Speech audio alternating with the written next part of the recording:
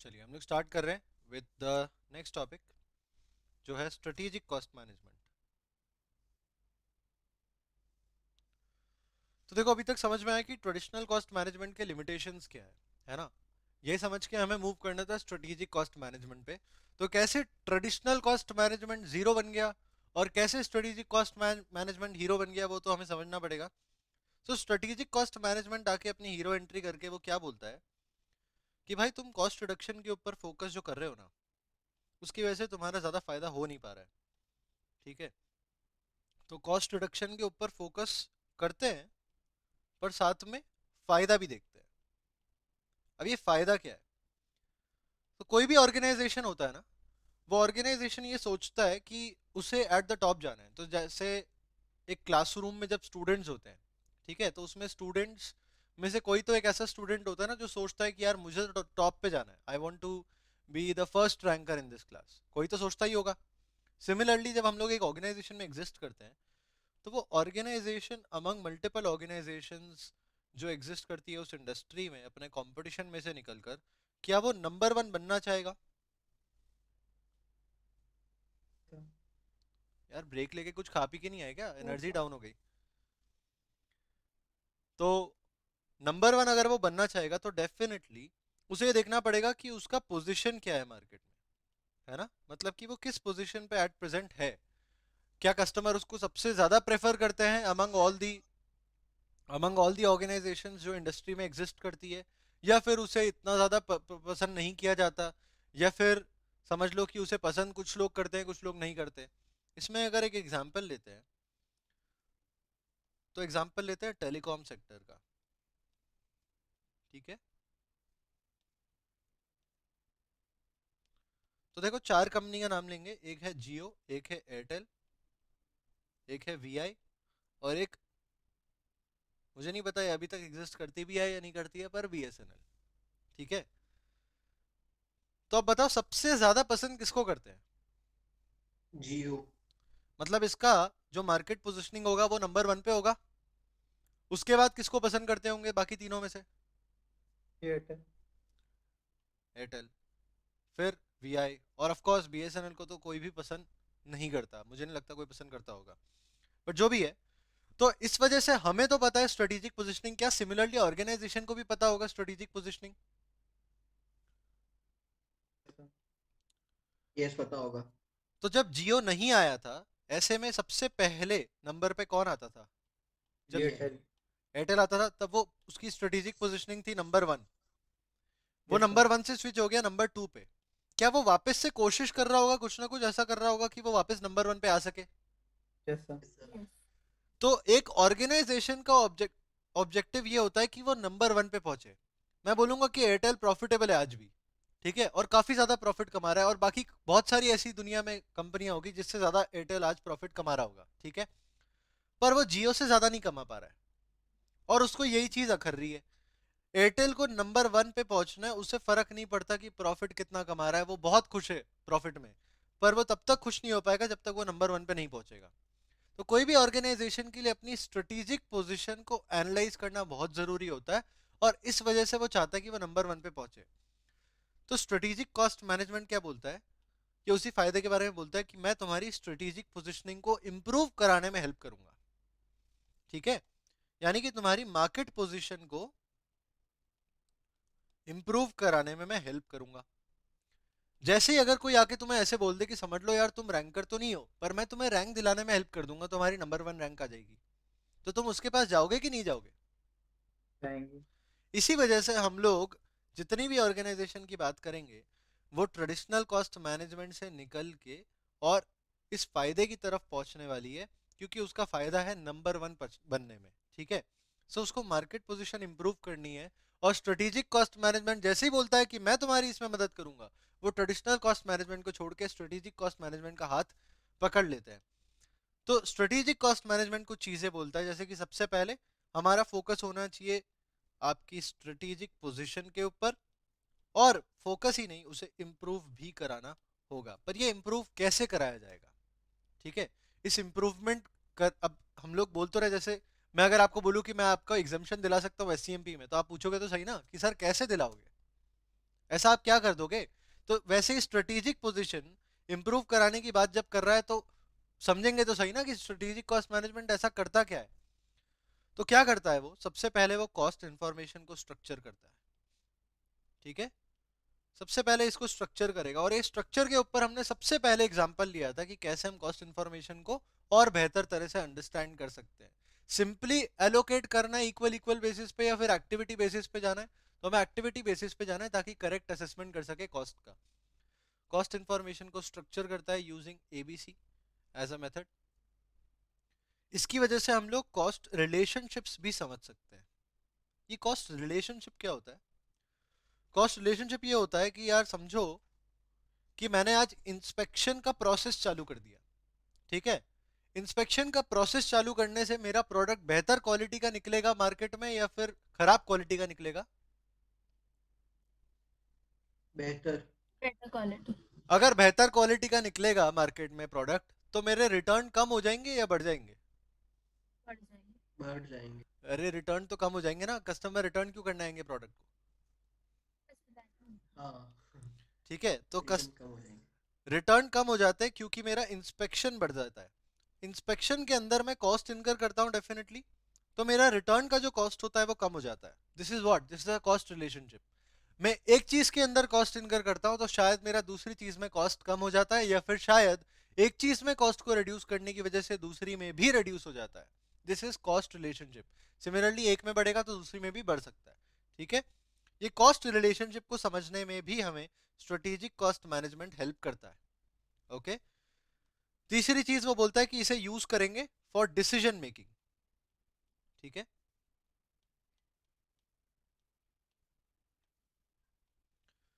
Using cost information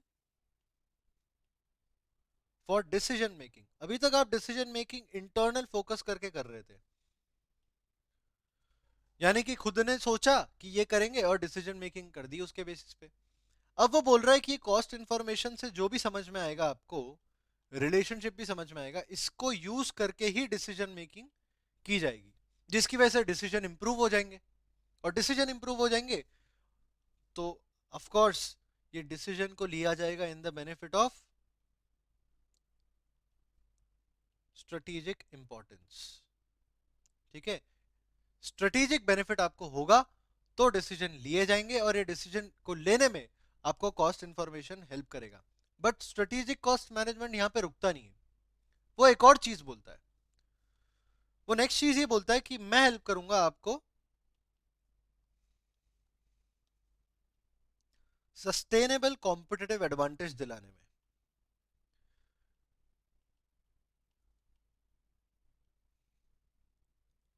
ये वो term है जो आपको अपने आंसर्स के अंदर यूज करना चाहिए। ठीक है, सस्टेनेबल कॉम्पिटिटिव एडवांटेज, इसमें से कॉम्पिटिटिव एडवांटेज का अपना इंपॉर्टेंस है और सस्टेनेबल वर्ड का अपना इंपॉर्टेंस है। कॉम्पिटिटिव एडवांटेज क्या होता है कि आप अपने प्लेयर्स से, मतलब कि कॉम्पिटिटर्स से आउटस्टैंड करते हो। ठीक है, जैसे कि जियो अपने कॉम्पिटिटर्स से आउटस्टैंड करता है। किस बेसिस पे आउटस्टैंड करता है वो? Low prices. लो प्राइस के बेसिस पर उसने आउटस्टैंड किया सबसे पहले। तो सबसे बेटर पहले जब क्वालिटी। जियो एंटर किया मार्केट में, तो उसने क्या दिए, ऐसे प्लान दिए, इतने सस्ते प्लान दिए कि ये सारे लोग बाहर हो गए। ठीक है, तो वहां पर उसने क्या किया था कि कॉस्ट लीडरशिप हासिल कर लिया था। उसने बोला कि मैं सबसे कम प्राइस पे आपको ऑफर कर सकता हूँ। एट द सेम टाइम क्या उसने कम प्राइस पे ऑफर करने के पीछे क्वालिटी को कम किया था क्या? नहीं, नहीं, नो सर। तो जब वो सेम क्वालिटी को कम प्राइस पे दे रहा है, इसीलिए तो वो नंबर वन बन पाया ना। पहली चीज उसने ये करी। अब as a reactive approach Airtel, Vi और बीएसएनएल, बीएसएनएल तो चलो ठीक है, एयरटेल और वीआई ने भी क्या किया कि उसने अपने प्राइसेस को डाउन कर दिया। ठीक है, अभी आप देखोगे, कंपेयर करोगे ना प्लान को, तो ऑलमोस्ट सेम चलते हैं। तो अभी भी लोग जियो को क्यों प्रेफर करते हैं over Airtel and VI? Because of better service. Because of quality. उसने पहले कॉस्ट लीडरशिप को यूज किया, उसके बाद में उसने क्वालिटी को अपना हथियार बना के और क्वालिटी के बेसिस पे खुद को डिफरेंशिएट कर दिया। ये दो ही तरीके होते हैं कॉम्पिटिटिव एडवांटेज के। आपको अपने मार्केट प्लेयर्स के बीच में से आउटस्टैंड करना है, और उसको करने के दो ही तरीके होते हैं, या तो कॉस्ट लीडरशिप या फिर डिफरेंशिएशन एडवांटेज। ठीक है, कॉस्ट लीडरशिप में तो बहुत सिंपल सी बात है कि हमें कॉस्ट को करना है कम, क्योंकि हम कर पाएंगे अपने उसकी वजह से प्राइस को भी कम। और प्राइस को कम करने के पीछे क्या आप क्वालिटी पे कॉम्प्रोमाइज कर दोगे? नो। नो। ये भी इंपॉर्टेंट बात है लिखने के लिए। ठीक है, ये अभी जियो के एग्जांपल से अपने को समझ में आई। तो जब कॉस्ट लीडरशिप के बारे में लिखेंगे तो ये नहीं लिखेंगे कि कॉस्ट को कम करना है इसलिए प्राइस को कम करना है, कम प्राइस पे देना है, पर eight the same time quality should not be hampered. Hampered. ठीक है, उसे आपको इग्नोर नहीं करना है। क्वालिटी सेम रखो अपने कॉम्पिटिटर्स जितनी, कम प्राइस पे दो, या फिर सेम प्राइस पे दो पर क्वालिटी ज्यादा कर दो। ये होता है कॉस्ट लीडरशिप। ठीक है, दूसरा आता है डिफरेंशिएशन एडवांटेज। ये डिफरेंशिएशन एडवांटेज क्या होता है कि अब हम लोग कॉस्ट के बेसिस पर नहीं, बाकी फीचर्स के बेसिस पर डिफरेंशिएट कर रहे हैं, जैसे कि quality, innovation and customer responsiveness. अब मैं आपको बताता हूं कि जियो ने इन तीनों के बेसिस पर कैसे डिफरेंशिएट किया खुद को। सबसे पहले तो उसका नेटवर्क क्वालिटी बेहतर है। ठीक है, ये क्या हो गया? Superior quality. Eight the same time उसने इस क्वालिटी को इंप्रूव करने के लिए जो अपने चैनल बिठाया नेटवर्क का, जो अपना अपना नेटवर्क बिठाया, अपने जो वो टेलीकॉम के अपने वो खंबे नहीं होते, उसे क्या कहते हैं?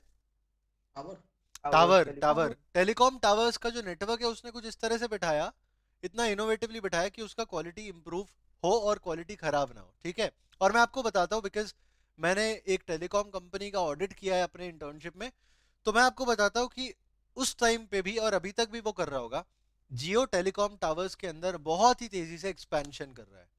ठीक है, इसमें जनरली खुद के भी होते हैं और दूसरों के लीज भी लिए जाते हैं, वो दोनों चीजें कर रहा है। सो इस इनोवेशन की वजह से भी वो अपने क्वालिटी को इम्प्रूव कर पाया। एट द सेम टाइम उसने कस्टमर की रिक्वायरमेंट को भी समझा। जियो के आने के पहले कोई भी कस्टमर ये चीज सोचता था कि इतना डेटा मैं एक दिन के अंदर कंज्यूम कैसे कर सकता हूँ। ठीक है, डेटा का शॉर्टेज हुआ करता था, आज वो डेटा का शॉर्टेज पूरी तरह से एलिमिनेट हो चुका है। और इसके पीछे कौन है रिस्पॉन्सिबल? जियो।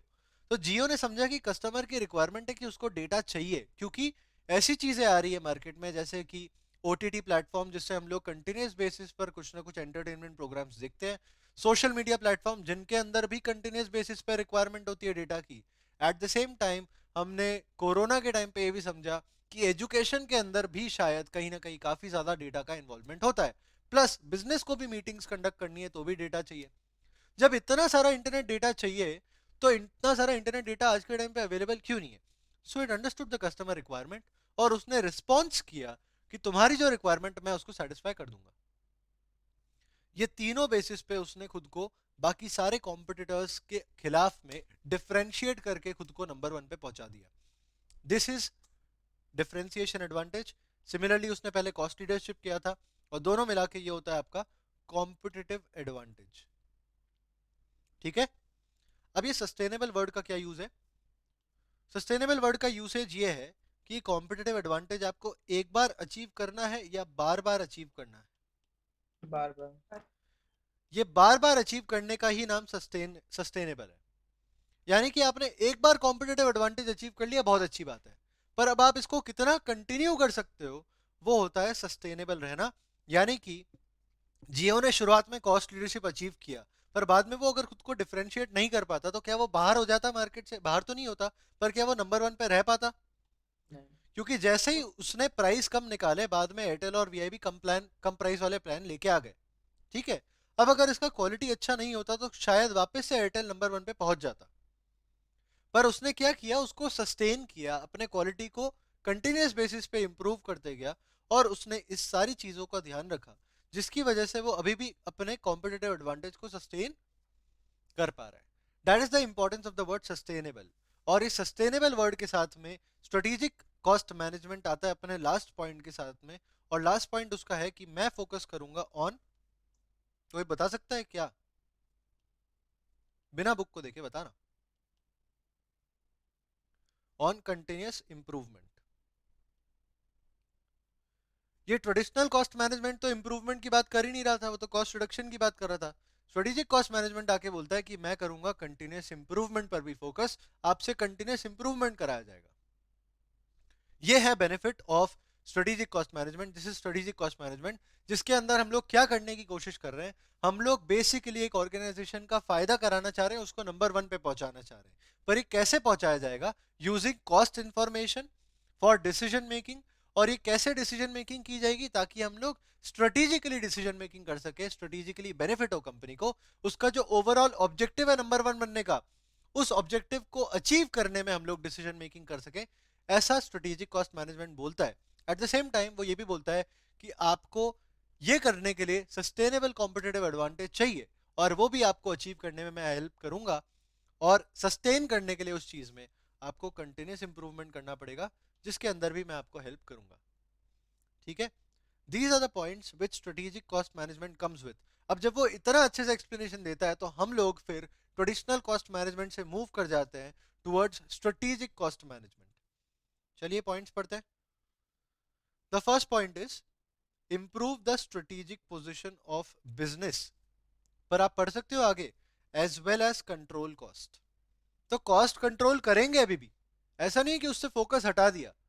कॉस्ट कंट्रोल करने के साथ में हम लोग स्ट्रेटेजिक पोजीशन को भी इंप्रूव करेंगे। इसलिए कुछ टेक्निक्स अप्लाई करनी पड़ेगी, और मैं आपको बताऊंगा कि वो कैसे अप्लाई होनी चाहिए। एट द सेम टाइम ये जो इंफॉर्मेशन यूज होती है, information from cost department, cost information जो हम लोग लेते हैं, उसको डिसीजन मेकिंग के साथ में इंटीग्रेट करके इस तरह से यूज करेंगे कि ओवरऑल ऑर्गेनाइजेशनल स्ट्रेटेजी को हम लोग सपोर्ट कर पाए। और ये स्ट्रेटेजी जो भी हो, इसका ऑब्जेक्टिव क्या होता है कि हमें नंबर 1 पे पहुंचना है। उसके बाद में हमने ये भी बोला, इस पॉइंट को रिपीट करते हुए, कि हम लोग सिर्फ कॉस्ट को कंट्रोल नहीं करेंगे, but also we will be using this cost information for decision making. ये कोई नया पॉइंट नहीं है, ये पॉइंट हम लोग यहाँ पर कवर कर चुके हैं, पर इन्होंने एक बार फिर से रिपीट कर दिया। पॉइंट डी के अंदर इनका कहना है कि ये आपको ऑर्गेनाइजेशन को अचीव करने में हेल्प करेगा sustainable competitive advantage through product differentiation and cost leadership. And लिखा है पर होना चाहिए था और, तो दोनों में से एक ही आप अचीव कर सकते हो, एक ही अचीव करना चाहिए। दोनों साथ साथ में अचीव करने की कोई बात यहाँ पर नहीं होती। प्रोडक्ट डिफरेंशिएशन लगाओ या फिर कॉस्ट लीडरशिप लगाओ, दोनों में से जो बेनिफिशियल है आपके लिए वो आपको लगाना है। तो वो सस्टेनेबल कॉम्पिटिटिव एडवांटेज आपको अचीव करने में हेल्प करेगा। At the same time there is a greater focus on quality improvement, ताकि हम क्वालिटी प्रोडक्ट या सर्विस कस्टमर को डिलीवर कर पाए। ये होते हैं अपने 5 पॉइंट स्ट्रेटेजिक कॉस्ट मैनेजमेंट के। इसके बाद में इसकी नेसेसिटी के अंदर कोई नया पॉइंट नहीं है, सेम ही पॉइंट है, तो एक बार क्विकली यहीं से रीड करते हैं। सबसे पहले ही बोल रहा है कॉस्ट एनालिसिस ब्रॉडर कॉन्टेक्स्ट में करेंगे। ब्रॉडर कॉन्टेक्स्ट में करोगे मतलब क्या, कि जब हम लोग एक्टिविटी बेस्ड कॉस्टिंग को यूज करते हैं, तो हमें बेहतर स्ट्रक्चर मिलता है कॉस्ट का।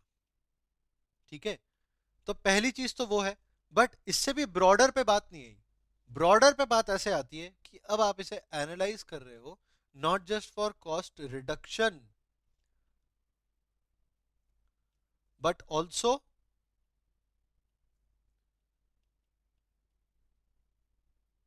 Strategic objective. ठीक है, तो जब आप स्ट्रेटेजी को अचीव करने के लिए कॉस्ट को एनालाइज करते हो, तो आपका जो फ्रेमवर्क होता है वो अपने आप ही ब्रॉड हो जाता है, ऐसा इसका यहाँ पर कहना है। तो ब्रॉड एनालिसिस, ब्रॉडर कॉन्टेक्स्ट में कॉस्ट का एनालिसिस करेंगे, यहाँ पर सारे स्ट्रेटेजिक एलिमेंट्स और ज्यादा क्लियर होंगे, और स्ट्रेटेजिक पोजीशन हम लोग इंप्रूव कर पाएंगे कंपनी की। वापस से बात स्ट्रेटेजिक पोजीशन पे आ गई, क्योंकि अल्टीमेटली बात वही है, मेन बात वही है अपनी। ठीक है, सो स्ट्रेटेजिक पोजीशन कंपनी की इंप्रूव करनी है, और वो इंप्रूव करने के लिए कॉस्ट एनालिसिस करना पड़ेगा, इसलिए कॉस्ट को स्ट्रेटेजी के पॉइंट ऑफ व्यू से एनालाइज किया जाएगा। फिर कॉस्ट डेटा को एनालाइज करके हम लोग यूज करेंगे ताकि डेवलप कर सके सस्टेनेबल कॉम्पिटिटिव एडवांटेज। वापस से पॉइंट सेम ही हो गया। फिर आपको कंपनी के कॉस्ट स्ट्रक्चर की क्लियर अंडरस्टैंडिंग मिलेगी, ताकि आप सस्टेनेबल कॉम्पिटिटिव एडवांटेज को अचीव कर पाओ। एक क्लियर अंडरस्टैंडिंग इसलिए मिलेगी क्योंकि यहाँ पर कॉस्ट इन्फॉर्मेशन और ज्यादा स्ट्रक्चर्ड होता है और डिटेल्ड होता है, क्योंकि हम लोग यहाँ पर एलोकेशन सही बेसिस पे कर पाते हैं। We actually identify the activities, हम लोग उसके बेसिस पर ही कॉस्ट को एलोकेट करते हैं, देखते हैं किसमें कितना कॉस्ट इनकर होता है, एंड अकॉर्डिंगली हमें बेहतर इंफॉर्मेशन मिलता है कॉस्ट का। Now you will be using this cost information for managerial purposes, ताकि आप डिसीजन मेकिंग कर सको, और वो डिसीजन मेकिंग किस तरीके से करना चाहिए आपको, ताकि आप अल्टीमेटली अपने ओवरऑल ऑब्जेक्टिव को सपोर्ट कर सको। बट उसके अलावा स्ट्रेटेजिक मैनेजमेंट में आप इसको यूज कर सकते हो कैसे, फॉर इधर formulation of strategy, cost information को यूज करके स्ट्रेटजी फॉर्म कर सकते हो, ये कॉस्ट इन्फॉर्मेशन को कम्युनिकेट कर सकते हो within the entire organisation, क्योंकि कोई भी ऑर्गेनाइजेशन एक टीम वर्क से चलता है, अलग अलग डिपार्टमेंट्स की वजह से नहीं चलता। वो डिपार्टमेंट जब साथ मिलकर काम करते हैं तब चलता है। तो कम्युनिकेशन कर सकते हो, फिर इम्प्लीमेंटेशन कर सकते हो अपनी स्ट्रैटेजी का, और फिर उस स्ट्रैटेजी को कंट्रोल भी कर सकते हो। These are the 4 stages of strategic management. इसके अंदर यूज होता है कॉस्ट इन्फॉर्मेशन, जो भी आपको स्ट्रेटेजिक कॉस्ट मैनेजमेंट प्रोवाइड करता है, बिकॉज उसके अंदर वो टेक्निक्स है, वो मेथड्स है, जिसकी वजह से कॉस्ट इन्फॉर्मेशन और डिटेल्ड मैनर में हमें मिलता है। And the last one is कि कॉस्ट रिलेशनशिप को हम लोग रिकॉग्नाइज कर सकते हैं अमंग दी एक्टिविटीज, और उसको फिर हम लोग मैनेज कर सकते हैं टू अचीव कॉम्पिटिटिव एडवांटेज। ये कॉस्ट रिलेशनशिप को मैंने आपको ऑलरेडी ही पहले ही कवर करवा दिया। कॉस्ट रिलेशनशिप को समझना और फिर उसको मैनेज करना एक ऑर्गेनाइजेशन के लिए बहुत ज़रूरी होता है, ताकि हम लोग किसी के अंदर कॉस्ट रिड्यूस करने जाए, पता चला दूसरी जगह पर कॉस्ट बहुत ज़्यादा बढ़ गया, तो कंपनी का नुकसान हो जाएगा। तो उसको ये रिलेशनशिप पहले से ही समझना पड़ेगा कि कौन सी जगह पर क्या इम्पैक्ट डालेंगे, तो कहाँ पर क्या उसका रिजल्टेंट इम्पैक्ट निकल सकता है। ठीक है, यह है necessity of strategic cost management. Points same to same है, कोई नया पॉइंट यहाँ पर मेजरली है नहीं, सेम टू सेम पॉइंट्स है, तो समझने वाली बात सिर्फ उतनी सी ही है। इसके बाद में कुछ डिफरेंसेस दिए हुए हैं traditional versus strategic cost management के बीच में। अभी तक इसमें से क्वेश्चन में कभी एग्जाम में क्वेश्चन पूछा नहीं, किसी आरटीपी एमटीपी में भी नहीं पूछा है। हालांकि मैं ये नहीं कहूंगा कि नहीं पूछ सकते, क्योंकि रिसेंटली कुछ ऐसी चीजें हुई है क्वेश्चन पेपर्स में देखने को जो कि एक्सपेक्टेड नहीं थी, तो कुछ भी पूछा जा सकता है, इसलिए हम ये भी कवर करते हैं। तो देखो, टाइम स्पैन ट्रेडिशनल में तो हम लोग शॉर्ट टर्म के बारे में सोचते हैं, long term point of view से सोचते नहीं है। शॉर्ट टर्म में कॉस्ट रिड्यूस करना होता है। यहाँ पर हमारा फोकस लॉन्ग टर्म पे होता है कि हमें लॉन्ग टर्म में अपने स्ट्रेटेजिक पोजीशन को इंप्रूव करना है, नंबर 1 पे पहुंचना है, और उसे मेंटेन भी करना होगा। नंबर 1 से गिर के नंबर 2 पे नहीं जा सकते, नंबर 1 पे पहुंचकर नंबर 1 पे रहना है। सो ये लॉन्ग टर्म फोकस से चलता है। इसका जो फोकस होता है वो इंटरनल होता है। हमने ऑलरेडी अपने एग्जांपल्स में कवर किया कि कैसे, और केस स्टडी से भी समझ में आया कि कैसे ये इंटरनली ही देखता रहता है, बट ये इंटरनल के साथ साथ में एक्सटर्नल पर भी ध्यान देता है। कॉस्ट ड्राइवर कॉन्सेप्ट यहाँ पर तो वॉल्यूम के बेसिस पर सिंपली एलोकेट कर दिया जाता है। जैसे 4 लोग थे तो चारों के बीच में 250 रुपए का बिल आ गया था, है ना। पर यहाँ पर हमें एक्टिविटी वाइज सेपरेट करना होता है कि कौन सा कहाँ पर कितना कॉस्ट ड्राइवर लग रहा है। This is not done on volume but on the activities that are associated with the process, and accordingly उस एक्टिविटी के हिसाब से ही एलोकेशन होता है कॉस्ट का। इसका ऑब्जेक्टिव क्या है कि हम लोग वैसे तो इसका ऑब्जेक्टिव ये है, पर इन्होंने ये पता नहीं क्या लिखा हुआ है। सो इसका ऑब्जेक्टिव है कॉस्ट रिडक्शन। ठीक है, कॉस्ट रिडक्शन इसका प्राइमरी ऑब्जेक्टिव होता है, पर यहाँ पर इसका फोकस जो होता है वो कॉस्ट लीडरशिप या फिर प्रोडक्ट डिफरेंशिएशन, दोनों में से क्या अचीव करना चाहिए उस अचीवमेंट पे लगता है।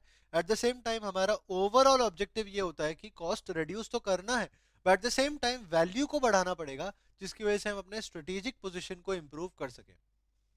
सो major objective is strategic position.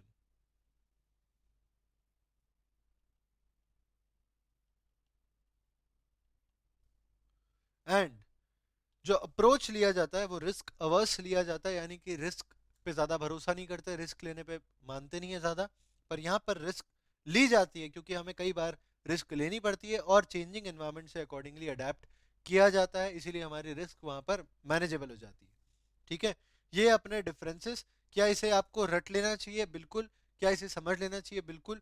पर क्या समझने से ज़्यादा रटना आसान होगा और एग्जाम में हेल्प करेगा? 100%। तो इसे समझो, अच्छी बात है, पर साथ में रट भी लो, ताकि अगर एग्जाम में ऐसा कोई क्वेश्चन डायरेक्टली आ जाता है, which is a rare chance but institute कर सकता है, और अगर कर लेता है तो हम लोग ये 5 मार्क्स यहाँ पर क्यों खो दें? 5 मार्क का आएगा ज़्यादा से ज़्यादा ही, अगर आया तो। ठीक है, तो कोई भी 5 पॉइंट यहाँ पर याद कर लो और वो आप लिख सकते हो। अब समझने वाली बात है कि component of strategic position, strategic cost management क्या होते हैं। तो अभी तक हमें समझ में आया कि स्ट्रेटेजिक कॉस्ट मैनेजमेंट है क्या।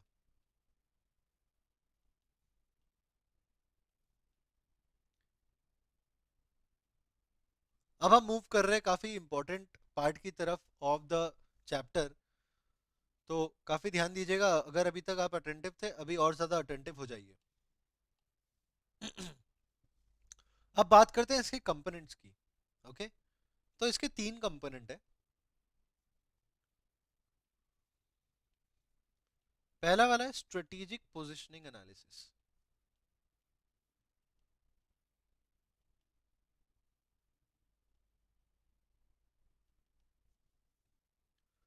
दूसरा है cost driver analysis.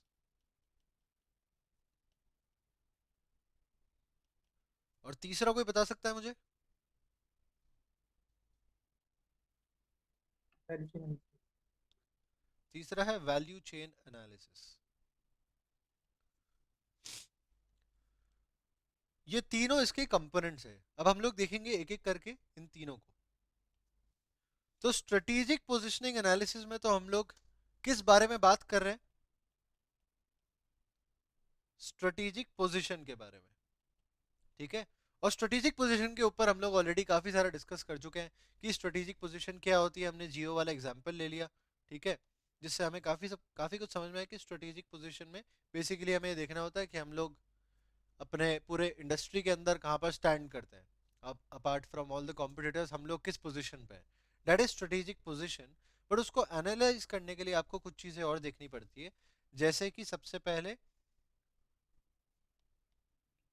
What value are you creating. ठीक है, सबसे पहले देखना होता है कि आप क्या वैल्यू क्रिएट कर रहे हो। जैसे जियो को अगर स्ट्रेटेजिक पोजीशनिंग एनालिसिस करनी पड़ेगी तो वो देखेंगे कि वो क्या वैल्यू क्रिएट कर रहे हैं। तो वो वैल्यू ये क्रिएट कर रहे हैं कि वो इतना डेटा देते हैं, कम रेट पर देते हैं, ये उनका वैल्यू क्रिएशन है, ठीक है। At the same time Airtel अगर स्ट्रेटेजिक पोजीशनिंग करेगा तो वो, और ये होता है कंपेरेटिव बेसिस पे, तो eight the same time Airtel अगर स्ट्रेटेजिक पोजीशनिंग एनालिसिस करेगा तो वो क्या देखेगा कि वो क्या वैल्यू क्रिएट कर रहे हैं कंपेयर टू जियो। क्योंकि जियो नंबर 1 पे है, वो नंबर 2 पे है, तो उसे कंपेयर करना पड़ेगा with Jio, and probably number 3 के साथ भी वो शायद कंपेयर कर ले।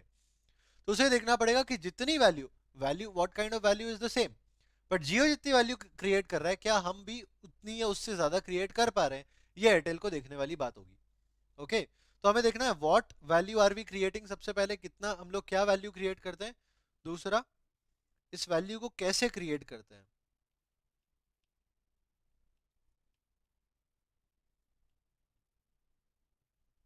और तीसरा है कि how is it different from the rivals. Rivals यानी कॉम्पिटिटर्स, ठीक है। तो ये 3 चीजें हमें देखनी होती है। इस पे एक एग्जांपल लेता हूं आपके लिए समझने के लिए। तो देखो, सबसे पहले अगर मैं अपनी बात करता हूं, ठीक है, या किसी भी टीचर की बात करता है, मैं अपनी बात तो नहीं करता, चलो एक टीचर की बात करते हैं। तो एक मैथ्स टीचर है, वो मैथ्स टीचर के अलावा वो ट्यूशन लेते हैं मैथ्स टीचर, ठीक है। और मार्केट में बहुत सारे मैथ्स टीचर और भी हैं जो भी ट्यूशन लेते हैं, और सब लोग कॉमर्स को ही पढ़ाते हैं, 11th-12th स्टैंडर्ड मैथ्स की क्लासेस लेंगे। तो सबसे पहले वो कौन सी वैल्यू क्रिएट कर रहे हैं, वो वैल्यू क्रिएट कर रहे हैं कि वो ट्यूशन देते हैं 11th-12th स्टैंडर्ड्स के 11th-12th स्टैंडर्ड के मैथ स्टूडेंट्स को। Okay, so the value that they are creating is the education that they are providing, that is the value, ठीक है। ये कैसे कर रहे हैं, तो वो अलग अलग तरह से कर सकते हैं, ठीक है। अब इसमें अलग अलग तरीके से, ये नहीं होगा कि हर एक का पढ़ाने का तरीका अलग है, या ये भी नहीं होगा कि कोई ऑनलाइन ले रहा है कोई फिजिकल ले रहा है, वो भी नहीं है। बट यहाँ पर बात ये होती है कि कौन से मटेरियल को यूज करते हैं, कितने मटेरियल को यूज करते हैं, कितने क्वेश्चन सॉल्व कराते हैं, कितने पेपर्स कराते हैं, कितनी बार क्लास लेते हैं, कितनी बार रिवीजन कराते हैं। दिस इज कि ये वैल्यू कैसे क्रिएट कर रहे हैं, ठीक है। How is this value being created, ये जब इम्पार्ट कर रहे हैं एजुकेशन को तो एजुकेशन कैसे इम्पार्ट कर रहे हैं, ठीक है। How is it different from the rivals, बाकी सारे टीचर के कंपैरिजन में ये जो मैथ्स के टीचर जिनकी हम बात कर रहे हैं, ये ऐसा अलग क्या कर रहे हैं कि उनका स्ट्रेटेजिक पोजीशन इंपैक्ट हो। ऐसा कुछ तो उनको करना चाहिए ना। जैसे समझ लो कि उन्होंने खुद का एक रिसोर्स मटेरियल निकाला जिसमें बहुत सारे क्वेश्चन है, जितने R D Sharma, NCERT, R S Agarwal और भी जितनी भी बुक्स होती है सभी के क्वेश्चन उन्होंने छाट छाट के सारे अपने रिसोर्स मटेरियल में डाल दिए। क्या हुआ, डिफरेंट हो गया ना। लोगों को अलग अलग बुक्स परचेज करने की जरूरत नहीं है, एक ही रिसोर्स के अंदर सारे के सारे क्वेश्चंस अवेलेबल हैं हर बुक के। तो कोई भी मैथ्स अगर कंप्लीटली करना चाहता है इस रिसोर्स से करेगा, तो that is how it is different from the competitors then the rivals, ठीक है। टेस्ट पेपर्स कराते हैं एकदम सीबीएसई लेवल का, ठीक है, और सीबीएसई से हाई लेवल का भी करा देते हैं, that is how it is different from the rivals. तो हमें देखना होता है स्ट्रेटेजिक पोजीशन के लिए, स्ट्रेटेजिक पोजीशनिंग एनालिसिस के लिए कि हमारा स्ट्रेटेजिक पोजीशन एक तो हमारा है क्या, एट प्रेजेंट क्या है, ठीक है। फिर हमें ये देखना होता है कि what kind of value are we creating, इस वैल्यू को कैसे क्रिएट कर रहे हैं, और राइवल के कंपैरिजन में हम लोग इसको कैसे डिफरेंटली कर रहे हैं, ऐसा क्या चीज कर रहे हैं जिसकी वजह से हम लोग स्ट्रेटेजिक पोजीशनिंग अपनी इंप्रूव कर पाए। That is strategic positioning analysis. फिर आता है next cost driver analysis.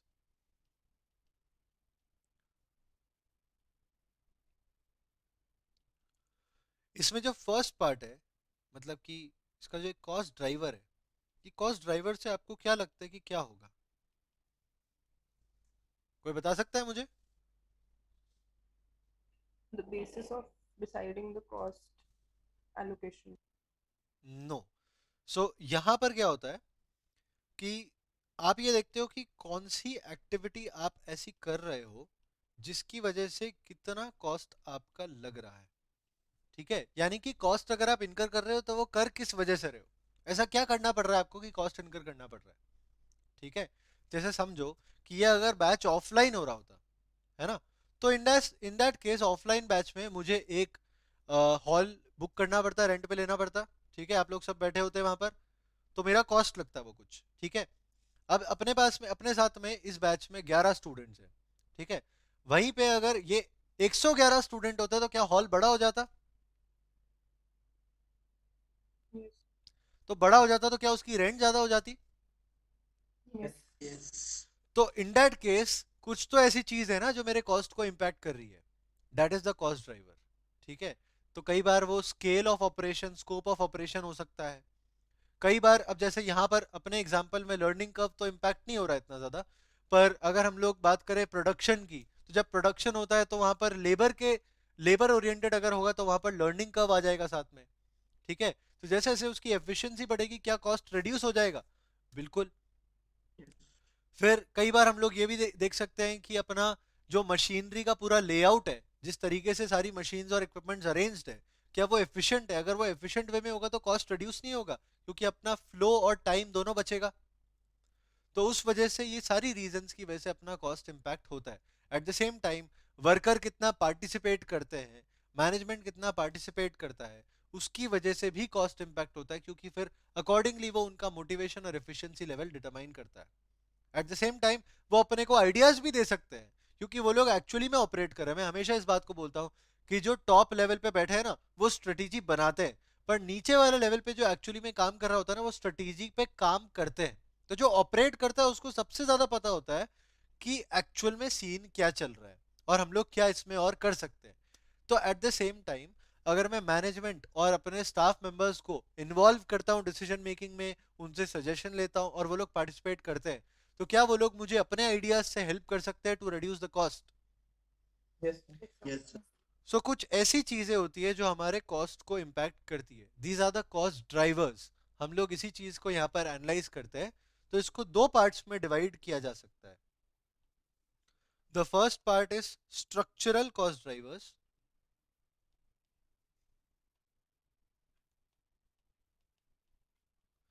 and the next one is executional cost drivers.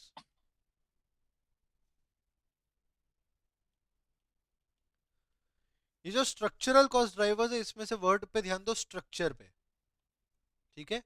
और यहां से समझो कि ये ऑर्गेनाइजेशन स्ट्रक्चर की बात चल रही है। ऑर्गेनाइजेशन का स्ट्रक्चर कैसे इंपैक्ट करता है, जैसे अभी मैंने आपको बताया था ना कि 11 स्टूडेंट पे हॉल कम रेंट कम, पर 111 स्टूडेंट पे हॉल बड़ा रेंट बड़ा, तो ये क्या हुआ? ऑर्गेनाइजेशन का स्ट्रक्चर ही तो इम्पैक्ट किया ना कि मैं अपने ऑर्गेनाइजेशन को कितना बड़ा करता हूँ, उसकी वजह से मेरा कॉस्ट इंपैक्ट होता है। तो this is scale of operation. Eight the same time scope of operation भी यहाँ पर आता है। वो कैसे, इसको एग्जांपल में ले लेता हूँ। तो देखो कुछ टीचर्स होते हैं जो बिना बुक के पढ़ाते हैं, है ना। जो लोग क्या करते हैं कि मटेरियल को यूज करने के लिए अपने स्टडी मटेरियल को यूज करके डायरेक्टली उससे पढ़ाते हैं, ठीक है, that is also good way of teaching. But you will see other teachers जो जिनका खुद का मटेरियल होता है, जैसे अपना खुद का मटेरियल है ना। तो इस केस में अब मैं आपको बताऊं कि if I had to use the study material directly और मैं आपको बोलता कि चलो स्टडी मटेरियल से ही पढ़ेंगे, तो क्या मेरा कॉस्ट कम हो जाता? Yes. Yes, Yes. sir. Accordingly आपका प्राइस भी कम ही होता है, पर मेरा कॉस्ट तो कम हो जाता है ना उसमें। तो यहाँ पर मैं अभी अपनी सिर्फ कॉस्ट की बात कर रहा हूँ, क्योंकि ये सारा कुछ जाना तो कस्टमर को ही वाला है अल्टीमेटली, क्योंकि वो लोग काम करने के लिए बैठे हुए हैं। सो स्कोप ऑफ ऑपरेशन क्या बताता है कि आप किस स्कोप पे कितना कितना काम करते हो, कैसे काम करते हो। So if I am printing the books and let me tell you book printing is very expensive, so वो करना मेरे लिए तो कॉस्ट बढ़ाने जैसा बात हो गया ना, I am incurring the cost. ठीक है। सो स्कोप ऑफ ऑपरेशन क्या डिसाइड करता है कि आपका कॉस्ट बढ़ सकता है। अपने एग्जांपल में स्कोप ऑफ ऑपरेशन क्या है कि मैं विद बुक करना चाहता हूँ, विदाउट बुक करना चाहता हूँ। विद बुक करता हूँ my cost will be higher, without book करता हूँ my cost will be lower. But at the same time I have to see कि विद बुक में कस्टमर को कितना फायदा है, विदाउट बुक में कस्टमर को कितना फायदा है। I have to see that also. So structural cost drivers के अंदर ये दोनों आते हैं, साथ में आता है लर्निंग कर्व।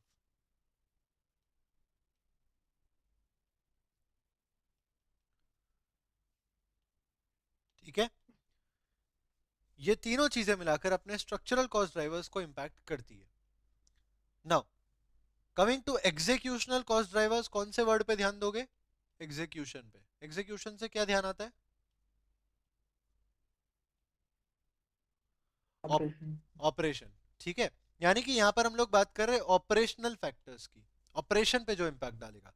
तो ऑपरेशन पे इंपैक्ट डालने वाले अभी अपन ने जो एग्जांपल लिए थे उसमें से कौन कौन से आए? सबसे पहले प्लांट लेआउट।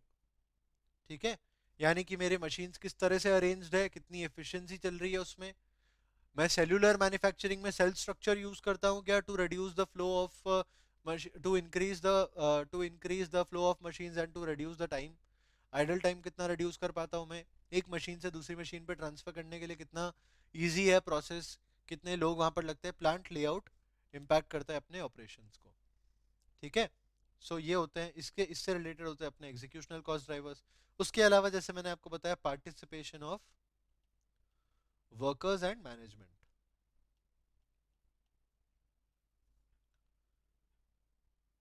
ये भी आते हैं अपने एग्जीक्यूशनल कॉस्ट ड्राइवर्स में। ये सारे लोग, ये सारी चीजें अपने कॉस्ट को इम्पैक्ट करती है। ठीक है। तो हम इसे एनालाइज करते हैं ताकि हम समझ सके कि ये कॉस्ट को कितना इम्पैक्ट करती है और इस वजह से हमारा ऑर्गेनाइजेशन कितना कॉस्ट बेयर करता है। क्या हम उसे रिड्यूस कर सकते हैं किसी तरह से या नहीं कर सकते? Everything will be covered under cost driver analysis. इसके बाद आता है भाई अपना सबसे ज्यादा जरूरी important topic, which is value chain analysis.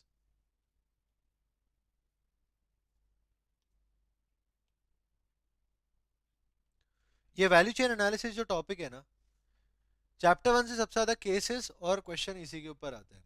और मैं आपको बता देता हूँ कि चैप्टर 1 से अभी तक में एग्जाम में 2 ही अटेम्प्ट में पूछा है। पहला अटेम्प्ट था May 19 जिसमें एक केस स्टडी आई थी परफॉर्मेंस प्रिज्म और वैल्यू चेन एनालिसिस को मिक्स करके। तो वैल्यू चेन एनालिसिस सबसे पहली बार वहां पर 10 नंबर का पूछा गया था। उसके बाद में जुलाई 21 में भी वैल्यू चेन एनालिसिस पूछा था और पूछा था 5 मार्क्स के लिए। उसके अलावा आज तक वैल्यू चेन एनालिसिस नहीं पूछा और चैप्टर 1 से और कुछ भी अभी तक नहीं पूछा है। पर यहाँ पर चांस क्या बनता है चैप्टर 1 से, क्योंकि ज्यादातर केस स्टडी या केस सिनेरियो ही बनते हैं, तो चांस क्या बनता है कि ये 5 नंबर से लेकर मैक्सिमम 20 नंबर तक भी जा सकता है। 20 से ऊपर जाने का चांस तो नहीं है, तो 20 नंबर तक मैक्सिमम जा सकता है। तो वैल्यू चेन एनालिसिस उसमें से सबसे इंपॉर्टेंट पार्ट अपने लिए है और ये बाकी चैप्टर्स के अंदर भी हमें हेल्प करता है, इसलिए बहुत ध्यान से समझना। वैल्यू चेन एनालिसिस में से सबसे पहले अपने को टर्म पकड़ना है वैल्यू चेन। ठीक है। ये वैल्यू चेन क्या है? जब भी मैं कुछ प्रोडक्शन करता हूँ, अच्छा उसके पहले सबसे पहले मैं ये बता ही देता हूँ कि ये मैन्युफैक्चरिंग पर ही अप्लाई होता है, सर्विस सेक्टर पर अप्लाई नहीं होता है। ठीक है। सर्विस सेक्टर के लिए अलग से एक मॉडल आएगा, वैल्यू शॉप मॉडल। तो वैल्यू चेन एनालिसिस में जब बात करते हैं वैल्यू चेन की, तो मेरा मैन्युफैक्चरिंग हो रहा है और मैन्युफैक्चरिंग होता है तो मैं इनपुट डालता हूँ और फिर मेरा पूरा प्रोसेस होने के बाद एक आउटपुट निकलता है। ठीक है। क्या बनाया अपन? चलो ये पेंसिल बनाते हैं। ये पेंसिल दिख रहा है आपको? Yes, sir. तो ये पेंसिल बनाने में इन्होंने अलग अलग पार्ट बनाए होंगे, जैसे इसका एक कैप अलग हो जाता है, दिख रहा है कैप? Yes, sir. ठीक है। उसके बाद ये ऊपर का ये होता है ना, ये अलग होता है। नीचे का ये जो निब होता है ना, ये भी अलग होता है, ये भी डिटैचेबल है। ठीक है। ये इतने सारे अलग अलग पार्ट्स बनाते हैं और इसके अंदर भी पूरा जो मैकेनिज्म है उसमें भी बहुत सारे अलग अलग पार्ट्स बनाए होंगे। अब ये अलग अलग सारे पार्ट बनते हैं तो इसका एक फ्लो होता होगा ना, कुछ तो ये लोग इनपुट डालते होंगे, ये जिस भी मटेरियल से बना है वो इनपुट होता होगा इनका, अलग अलग इनपुट्स होते होंगे, उसके ऊपर कुछ ना कुछ प्रोसेस करते होंगे, हर प्रोसेस के बाद में कुछ ना कुछ और एक्स्ट्रा होता होगा। तो वर्क इन प्रोग्रेस पहली स्टेज पर और बाद बाद की स्टेज पर में कुछ तो इम्प्रूवमेंट हुआ है ना, ऐसे हो के फाइनली असेंबल होता है प्रोडक्ट और अपना एक फाइनल प्रोडक्ट बन के निकलता है जो कि होता है ये, ठीक है, दिस इज द आउटपुट। अब ये during the entire stage of operations एक तरीके से देखें तो इनपुट से आउटपुट में कन्वर्जन हुआ, ठीक है, पर एट द सेम टाइम ये इनपुट जब था ना, यानी कि जो मटेरियल अलग अलग थे ना, तो इसका वैल्यू कम था, और जब आउटपुट बन गया तो वैल्यू ज्यादा हो गया, करेक्ट? Yes, sir. Yes. समझ लो कि ये अगर फाइबर से बना है, प्लास्टिक से बना है, तो प्लास्टिक का वैल्यू पहले कम था, बट जब इसके अंदर अलग अलग चीजें होती गई, इसको शेप दिया, इसके अंदर चीजें ऐड करी, और इसके अंदर ये डिजाइनिंग करी, और जो भी इन्होंने फिनिशिंग किया, ये सब के अंदर से अल्टीमेटली जब प्रोडक्ट निकला तो वैल्यू बढ़ के निकला ना। Yes. Sir. तो ये बीच में वैल्यू एडिशन हुआ कि नहीं हुआ? Yes. तो ये जो अपना पूरा चेन ऑफ ऑपरेशंस था, हर प्रोसेस के एंड पर, हर एक्टिविटी के एंड पर एक वैल्यू एडेड प्रोडक्ट निकला, यानी कि हर एक्टिविटी के अंदर वैल्यू ऐड हो रही है। That is why the entire chain of operations is called value chain, क्योंकि उसके अंदर वैल्यू ऐड की जाती है। अब इस वैल्यू एडिंग को ही आपको एनालाइज करना है, इसलिए ये टर्म आता है वैल्यू चेन एनालिसिस, समझे? तो ये वैल्यू चेन एनालिसिस में हम लोगों को क्या देखना है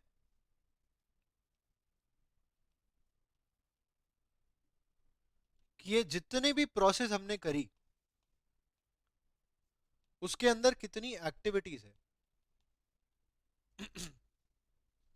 सारी एक्टिविटी को आइडेंटिफाई करेंगे, ओके? इसके प्रोडक्शन में जितनी एक्टिविटीज होती है वो सारी एक्टिविटीज को अलग अलग आइडेंटिफाई कर देंगे, और वो एक्टिविटी में देखेंगे अपन कौन सी एक्टिविटी वैल्यू ऐड करती है और कौन सी नहीं करती, ठीक है? अब ये वैल्यू किसके पॉइंट ऑफ व्यू से देखा जाएगा, बनाने वाले के पॉइंट ऑफ व्यू से या कस्टमर के पॉइंट ऑफ व्यू से? Customer. कस्टमर के पॉइंट ऑफ व्यू से। तो मैं अगर इसको वैल्यू करता हूं, ठीक है, तो ये वैल्यूएबल हो जाएगा, और मैं अगर इसको वैल्यू नहीं करता तो वैल्यूएबल नहीं होगा। जैसे कि एक एग्जांपल लेता हूं, मैं आके आपको बोलूं कि एयरटेल इज बेटर देन जियो, ठीक है, पर क्या आप मानोगे वो? No. अब मैं बोल रहा हूं कि एयरटेल एक्चुअल में, ठीक है, आप मान लो कि एयरटेल एक्चुअल में बेटर है, बट फिर भी आप नहीं मानोगे, क्यों? क्योंकि आप परसीव नहीं करते, ठीक है, आप नहीं मानते। यहाँ पर कस्टमर का परसेप्शन बहुत ज्यादा जरूरी है। इस बात को समझाने के लिए एक और एग्जांपल लेता हूं। तो एक बिस्लरी की बोतल आती है, ठीक है, कितने रुपए की आती है एक बिस्लरी की 1 लीटर की बोतल? 20. 20. 20 रुपए की, ठीक है। एक बिस्लरी का एक और ब्रांड है, पता है? बिस्लरी वेदिका, पता है किसी को? Yes, sir. Yes, कित- sir. Sir. इसकी 1 लीटर की बोतल पता है कितने रुपए की आती है? Expensive है बिस्लरी not. 60 रुपीज की, ठीक है, दोनों में पानी है। इसको 60 रुपीज पर लीटर सेल कर रहे हैं, इसको 20 रुपीज पर लीटर सेल कर रहे हैं। डिफरेंस क्या है? बताओ, सोचो, डिफरेंस क्या हो सकता है?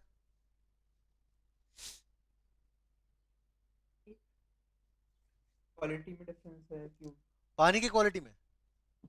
न्यूट्रिएंट ज्यादा हो। तो इसमें इसमें आपका कहना है कि इसमें न्यूट्रिएंट ज्यादा है ना? Whatever they've mentioned. on ठीक the है, pack. They might have mention कि इसमें न्यूट्रिएंट ज्यादा है, ठीक है, वो इसी बेसिस पे सेल कर रहे हैं कि this has more nutrients. Himalaya से पानी बह रहा था, वहां से हमने निकाला, वहां से उसको फिल्टर किया, उसमें न्यूट्रिएंट और ऐड किए, और फिर हमने बनाया बिस्लरी वेदिका 60 रुपए पर लीटर। खरीदोगे क्या? 20 रुपए वाली खरीदोगे, 60 रुपए वाली खरीदोगे? कोई तो बताओ। खुद पे डिपेंड करता है कितना कर सकते And हो। तो देखो, बिस्लरी वेदिका जो है वो लोग सेल तो कर रहे हैं और खरीदी भी जाती है, ठीक है, लोग खरीदते भी हैं, वो लोग इसी बेसिस पे कर रहे हैं कि हिमालय से निकाला पानी और उसको फिल्टर करके उसमें और न्यूट्रिएंट ऐड किए, पर जब तक मैं उस बात को नहीं मानूंगा मेरे लिए उसकी वैल्यू 20 रुपए की है। करेक्ट। तो यहां पर बात आती है कि ये ज्यादा वैल्यूएबल है क्योंकि उन्होंने वैल्यू एडिशन किया है उसके अंदर, पर मैं नहीं मानता ना। और जब तक मैं नहीं मानता, मेरे परसेप्शन पे तो डिपेंड करता है। मेरे लिए आज भी इसकी वैल्यू 20 रुपए की है, जब इसकी वैल्यू भी 20 रुपए की, इसकी वैल्यू भी 20 रुपए की, तो मैं तो यही खरीदूंगा, ये खरीदूंगा ही नहीं। ठीक है, समझ रहे हो बात को? So it is all about customer perception. तो जब हम लोग वैल्यू एडिशन कर रहे हैं ना, ये जब चेक कर रहे हैं, एनालिसिस कर रहे हैं कि कौन सी एक्टिविटी वैल्यू ऐड कर रही है, कौन सी नहीं कर रही है, हमें सोचना होगा from the point of view of customer कि कस्टमर उसको वैल्यू करेगा या नहीं करेगा, कस्टमर उसको परसीव करेगा वैल्यू एडिंग या नहीं करेगा। ठीक है, from that angle you have to think कि क्या वो वैल्यू एडिंग है या वो वैल्यू एडिंग नहीं है। तो अगर वो वैल्यू एडिंग नहीं होगी तो उसे क्या करोगे?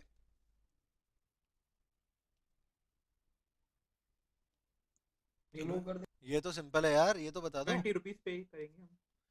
20 रुपीज पे करोगे नॉन वैल्यू एडिंग के लिए? नहीं मतलब बेसिकली वो परचेस नहीं करेंगे अगर वेदिका वाला। नहीं नहीं, पर अगर उस एक्टिविटी, प्रोसेस को से एलिमिनेट कर देंगे कि वैल्यू ऐड हो ही नहीं रही है तो उसको हटा देंगे। करेक्ट। सो अगर वैल्यू एडिंग होगा तो उसे रखेंगे, नॉन वैल्यू एडिंग होगा तो उसे एलिमिनेट कर देंगे। बट एलिमिनेट करते वक्त एक बात का ध्यान रखना, वो बात यह है कि जब आप नॉन वैल्यू एडिंग एक्टिविटी को एलिमिनेट करते हो ना, तो आपको ये सोचना होगा कि वो पहले एग्जिस्ट करती क्यों थी। ठीक है, जब आप प्रोसेस कर रहे थे, कोई तो रीजन होगा कि वो नॉन वैल्यू एडिंग भी एक्टिविटी भी एग्जिस्ट कर रही थी। तो वो रीजन समझना बहुत जरूरी है कि ये किस रीजन से एग्जिस्ट करती थी। ठीक है, अगर ये नॉन वैल्यू एडिंग एक्टिविटी को आपने बिना समझे एलिमिनेट कर दिया, हो सकता है कि इसका इंपैक्ट किसी वैल्यू एडिंग एक्टिविटी के ऊपर भी आ जाए। इसका एक एग्जांपल लेके बताऊं? तो जैसे कि मैं एक इनपुट से आउटपुट कन्वर्जन करता हूं, ठीक है, मैन्युफैक्चरिंग करता हूं मैं। ओके, और ये मैन्युफैक्चर्ड जो अपना फिनिश गुड्स है, इसको मैं सेल करता हूं ना, तो ये सेल करने में मेरे कुछ कस्टमर रिटर्न्स आ जाते हैं। ओके, और ये रिटर्न्स को कम करने के लिए मैंने यहाँ पर एक प्रोसेस डाला इंस्पेक्शन का।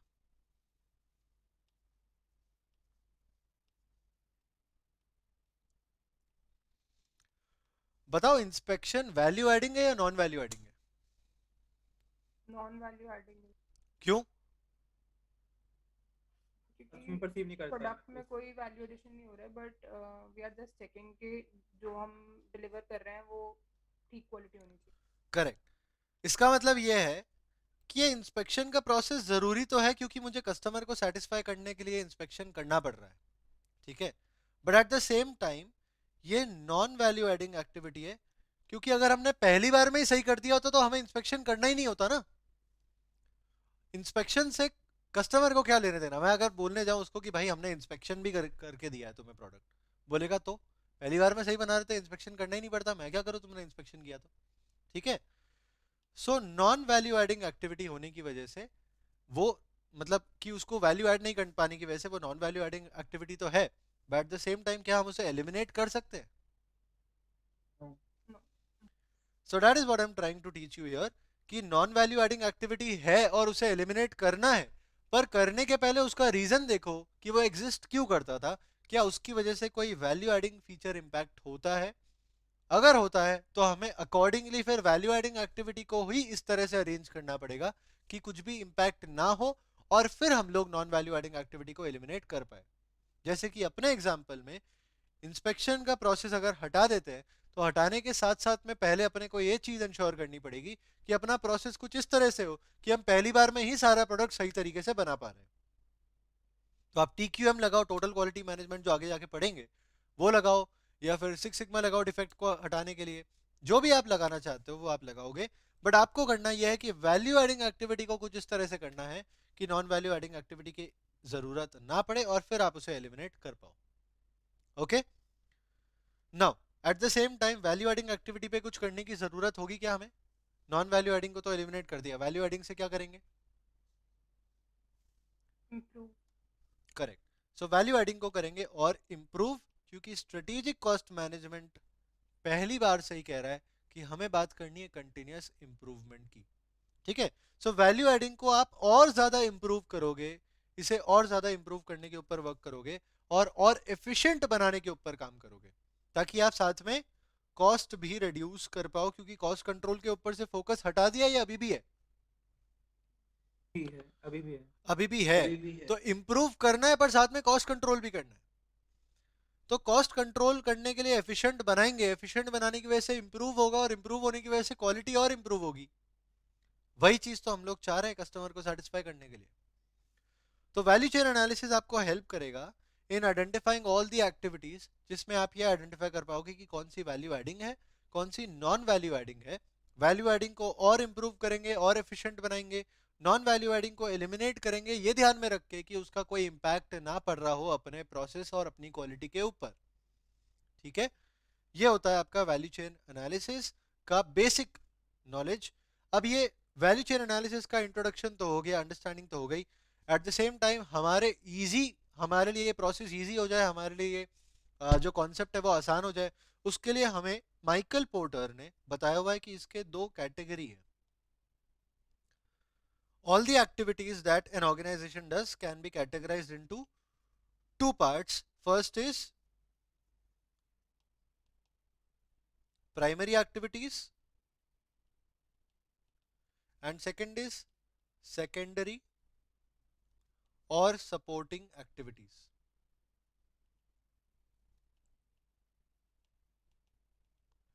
ठीक है, अब ये प्राइमरी एक्टिविटी क्या होती है? प्राइमरी एक्टिविटी होती है जो कि डायरेक्टली रिलेट करती हो with input and output conversion, input to output conversion.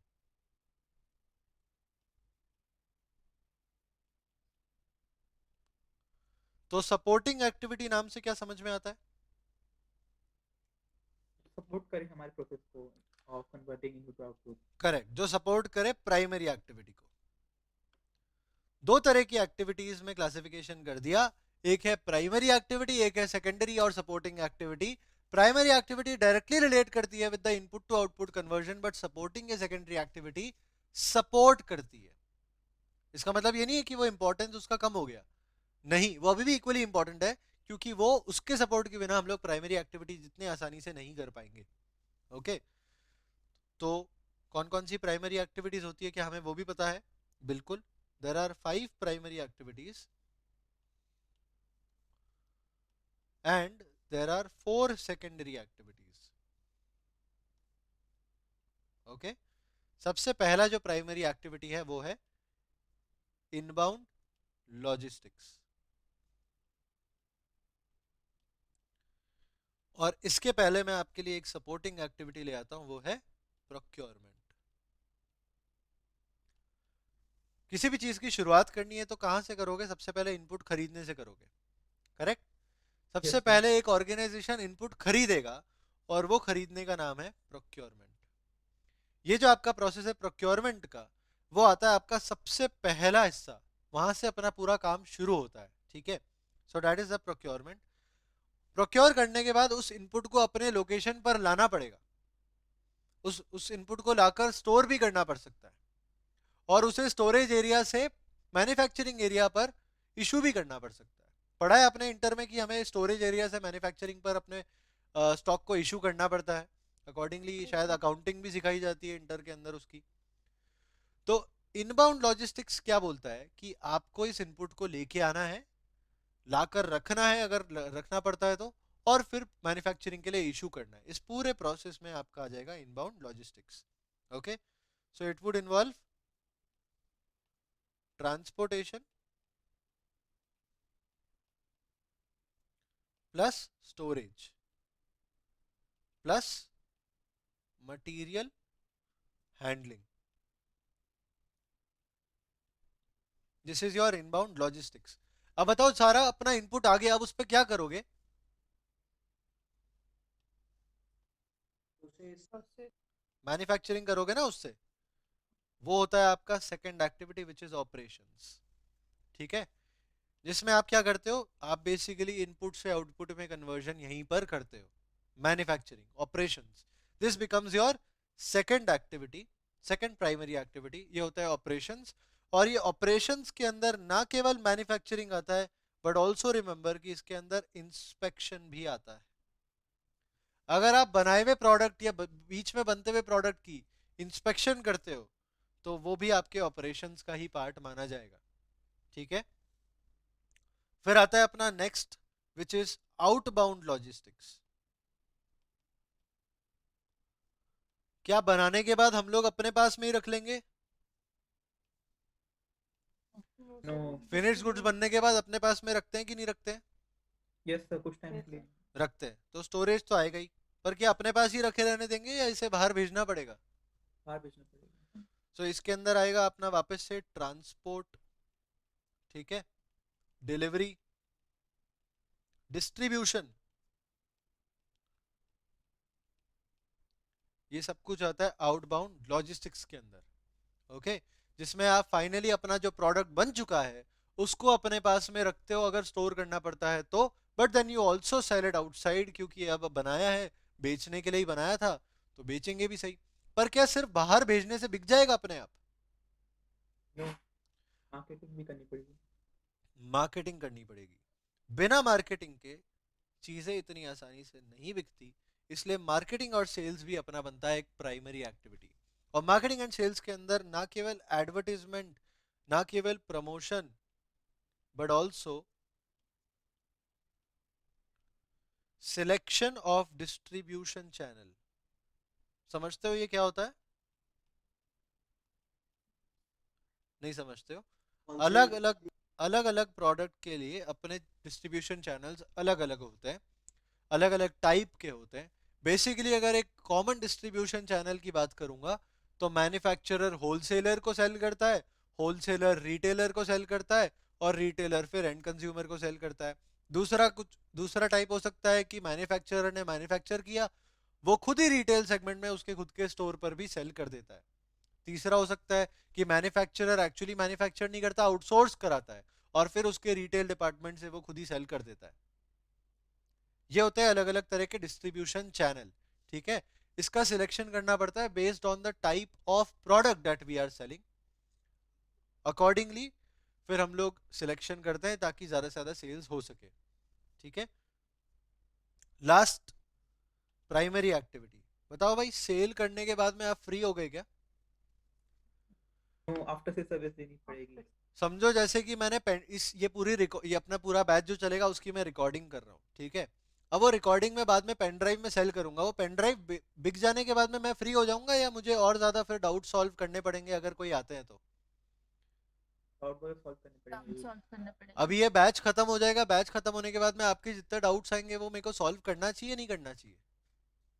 करना चाहिए। तो करना चाहिए। वो क्या है? That is service.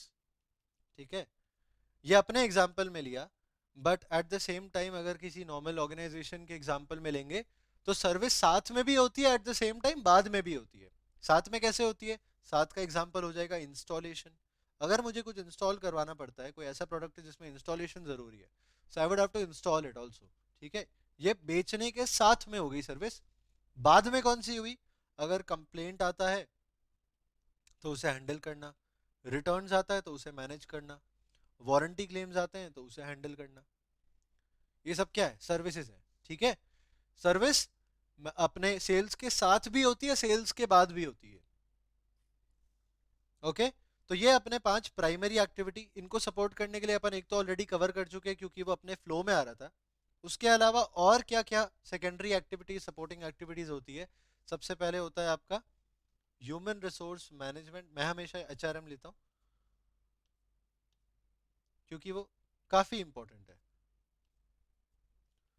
Human resource management, जैसा अभी मैंने थोड़ी देर पहले ही आई थिंक फर्स्ट पार्ट में बोला था ये लाइन, ये जब भी बोला था तो ये बताया था कि टॉप मैनेजमेंट स्ट्रेटजी बनाता है और उस पर ऑपरेट कौन करता है? एक्चुअल में अपना जो वर्कफोर्स होता है वो ऑपरेट करता है।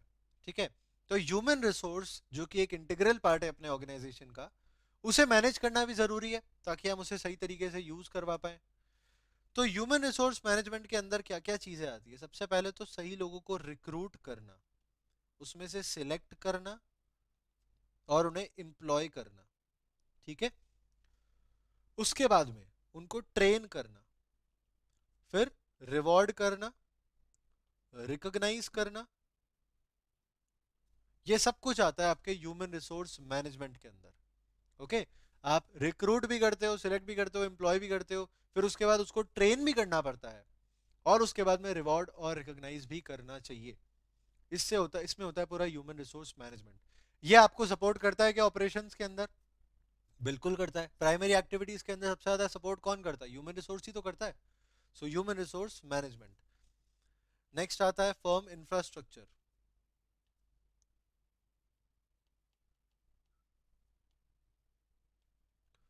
ये फर्म इंफ्रास्ट्रक्चर के अंदर फिजिकल इंफ्रास्ट्रक्चर तो आता ही है ना।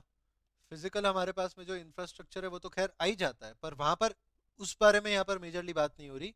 यहाँ पर जो मेजरली बात हो रही है वो हो रही है about the infrastructure in terms of the departments that we have. जैसे कि क्या मुझे ऑपरेशंस करने के बाद अकाउंटिंग करने की कोई जरूरत नहीं है?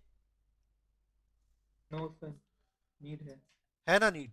तो जब नीड है तो मुझे अकाउंटिंग डिपार्टमेंट चाहिए जो अकाउंटिंग कर सके। ठीक है। क्या मेरे ऊपर लीगल क्लेम्स हो सकते हैं? यस। तो मुझे एक लीगल टीम भी चाहिए। क्या मुझे एक प्लानिंग करने के लिए भी टीम चाहिए होगी कि जो मुझे प्लान करने में हेल्प करेगी कि कैसे हमें प्रोडक्शन करना चाहिए, आगे कैसे चेंजेस करने चाहिए। At yes the sir. Same time you need a management team also. ये होती है कुछ टीम्स जो आपको चाहिए होती है साथ में। ठीक है। ये वो डिपार्टमेंट्स है जो कि एक्चुअली किसी भी तरीके से आपके ऑपरेशन से रिलेट नहीं करते, बट आपको सपोर्ट करते हैं वो ऑपरेशंस को हैंडल करने में, वो ऑपरेशंस को कैरी आउट करने में। क्योंकि अकाउंटिंग टीम नहीं होगी तो उसका अकाउंटिंग नहीं कर पाओगे, लीगल टीम नहीं होगी तो आप लीगल मैटर्स को नहीं देख पाओगे, आप कॉन्ट्रैक्ट में एंटर नहीं कर पाओगे क्योंकि वहां पर कॉन्ट्रैक्ट को भी लीगल टीम से वेट कराना पड़ता है। प्लानिंग करने में आपको हेल्प चाहिए, प्लानिंग के हिसाब से ऑपरेशंस होगा, और उसको मैनेज करने के लिए भी टीम चाहिए। ठीक है। तो फिजिकल इंफ्रास्ट्रक्चर तो आता ही है, but at the same time accounting team, legal team, planning team, management team, इस तरह की काफी सारी टीम्स आपको चाहिए होती है। And the last one for us is going to be tech development, technological development. ठीक है। टेक्नोलॉजिकल डेवलपमेंट क्यों जरूरी है किसी भी ऑर्गेनाइजेशन के लिए? उसका रीजन सिंपल यही है कि जो टेक्नोलॉजी से अडेप्ट नहीं कर पा रहा है वो कहीं ना कहीं बाद में जाकर बाहर हो रहा है मार्केट से। ठीक है। फॉर एग्जाम्पल, अभी पेन ड्राइव और गूगल ड्राइव कोर्सेज बहुत चलते हैं ना, मतलब ना केवल सीए में बट इन जनरल बाकी सारे कोर्सेज में भी बहुत चलते हैं। ठीक है। तो ऐसे में अगर कोई पेन ड्राइव और गूगल ड्राइव पे मूव नहीं किया अभी तक, तो वो मार्केट में कितना अच्छा परफॉर्म कर रहा होगा? आउट हो क्या होगा? बाहर हो गया होगा ना। तो क्या जरूरी थी उसको, क्या जरूरत हुई उसको टेक डेवलपमेंट करने की? क्योंकि टेक डेवलपमेंट की वजह से ऑर्गेनाइजेशन आगे मूव करते हैं, ज्यादा इनोवेटिव होते हैं, अपने प्रोसेस को इंप्रूव कर सकते हैं, eight the same time cost को रिड्यूस कर सकते हैं, एट द सेम टाइम वो कस्टमर को सेटिस्फाई कर सकते हैं। Technological development helps you in all of these things to be customer responsive as well as being innovative and to also increase your quality at the same time reduce your cost। और यही तो हम लोग करना चाह रहे हैं। तो टेक्नोलॉजिकल डेवलपमेंट भी बहुत ज्यादा जरूरी हो जाता है। ठीक है। एक प्रोडक्ट बना रहे हो, वो प्रोडक्ट बनाने के लिए जो मशीन यूज कर रहे हो ना, उसकी जगह पर अब और बेहतर मशीन मार्केट में एग्जिस्ट करती है जिसकी वजह से आपका टाइम आधा हो जाएगा और कॉस्ट भी आधी हो जाएगी। तो आपको उसकी तरफ जाना चाहिए कि नहीं जाना चाहिए? जाना चाहिए। क्योंकि आपका कॉस्ट और टाइम दोनों अगर बचता है तो आप डिलीवरी टाइमली बेसिस पे कर सकते हो, कस्टमर इसको बहुत अप्रिशिएट करेगा कि टाइमली डिलीवरी हो रहा है। At the same time cost कम हो जाएगा तो कस्टमर अप्रिशिएट करेगा कि कॉस्ट कम हो गया, मतलब उसका प्राइस कम हो गया, और यहीं पर कंपनी खुद का मार्जिन भी मेंटेन कर सकता है, कॉम्पिटिटर को भी बीट कर सकता है। टेक्नोलॉजिकल डेवलपमेंट इन सब चीजों में हेल्प कर रहा है कि नहीं कर रहा है? बिल्कुल कर रहा है। So this also becomes a supporting activity, आपको इस पे भी ध्यान देना पड़ता है। ओके। सो ये क्या होता है अपने प्राइमरी और secondary activities? These are the total 9 activities जो कि अपने वैल्यू चेन एनालिसिस का पार्ट बनती है। ठीक है। वैल्यू चेन में ये दो तरह के कैटेगराइजेशन कर दी, एक बार क्लियर रिपीट कर रहा हूँ। एक होता है प्राइमरी एक्टिविटी, एक होता है सेकेंडरी और supporting activity. Primary activity directly relate करता है with input to output conversion. Secondary activity primary activity को सपोर्ट करता है। 5 तरह की प्राइमरी एक्टिविटी होती है। एक inbound logistics, operations, outbound logistics, marketing and sales and service. Inbound logistics के अंदर आता है transportation of input to your location, storage of input and handling of input. Operations के अंदर मैन्युफैक्चरिंग प्लस इंस्पेक्शन को नहीं भूलना, तो इंस्पेक्शन भी आ जाता है वहां पर। आउटबाउंड लॉजिस्टिक्स के अंदर storage of final product, distribution, delivery, transportation, everything is covered there. Marketing and sales, बनाने से अपने आप नहीं बिकता, बेचने के लिए एडवर्टीजमेंट करना पड़ेगा, प्रमोशन करना पड़ेगा, डिस्ट्रीब्यूशन चैनल को सिलेक्शन करना पड़ेगा। Eight the same time last one is service, जो होता है सेल्स के साथ भी सेल्स के बाद भी। इंस्टॉलेशन करना एक एग्जांपल हो गया जो सेल्स के साथ में करना पड़ सकता है। सेल्स के बाद में कंप्लेंट हैंडल करना, वारंटी क्लेम्स हैंडल करना, रिटर्न को मैनेज करना, ये सब सर्विस का पार्ट बनता है। 4 तरह की सपोर्टिंग एक्टिविटीज होती है। एक होता है ह्यूमन रिसोर्स मैनेजमेंट, जिसके अंदर आता है रिक्रूट करना, सिलेक्ट करना, एम्प्लॉय करना, ट्रेन करना लोगों को, उसके बाद में उनको रिवॉर्ड और रिकॉग्नाइज भी करना जरूरी है। फॉर्म इंफ्रास्ट्रक्चर आता है जिसके अंदर फिजिकल इंफ्रास्ट्रक्चर तो है ही, but at the same time the departments like legal department, accounting department, planning and management department, ये अपने को हेल्प करते हैं to carry on the operations in a very smooth manner। Tech development के बारे में हम ये जानते हैं कि वो हमें हेल्प करता है विद सुपीरियर इनोवेशन, हमारी क्वालिटी को इम्प्रूव कर सकता है, हमारे कॉस्ट को रिड्यूस कर सकता है, हमारी डिलीवरी टाइमिंग को इम्प्रूव कर सकता है, अल्टीमेटली कस्टमर रिस्पॉन्सिवनेस हमें बना सकता है। एंड प्रोक्योरमेंट से ही सारी चीज़ें शुरू होती है, जहाँ पर हम लोग अपने मटेरियल को प्रोक्योर करते हैं। And these are the 9 activities, quickly recall करा दिए एक बार। तो यहाँ पर अपना वैल्यू चेन एनालिसिस भी कंप्लीट हो जाता है। अब एक बार इसको बुक से देख लेते हैं।